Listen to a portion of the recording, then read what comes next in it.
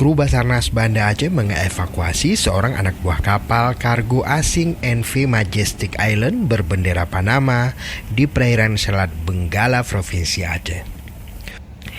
Evakuasi medis terhadap J.R. Ramirez Miguel, 30 tahun, warga Filipina karena mengalami hipertensi dan gejala stroke, sehingga membutuhkan penanganan medis lebih lanjut dalam pelayaran dari Filipina tujuan Brazil.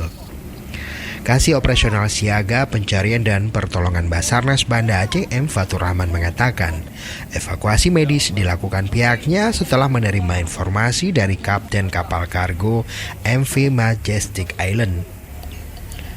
Evakuasi dilakukan di Selat Benggala di perairan antara Pulau Aceh dan Pulau Weh dengan jarak sekitar 7 nautika mil.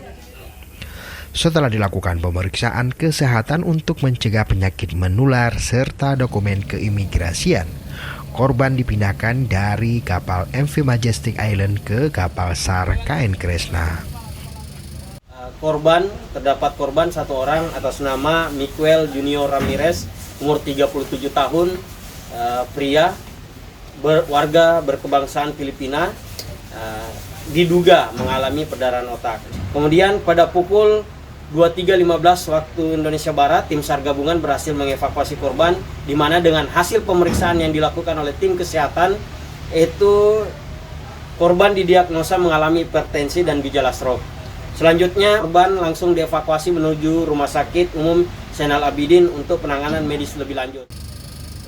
Setelah dievakuasi ke Pelabuhan Ulelhie, Banda Aceh, korban langsung dirujuk ke Rumah Sakit Umum Zainul Abidin menggunakan ambulan untuk mendapatkan perawatan medis. Tim Liputan Aceh Video.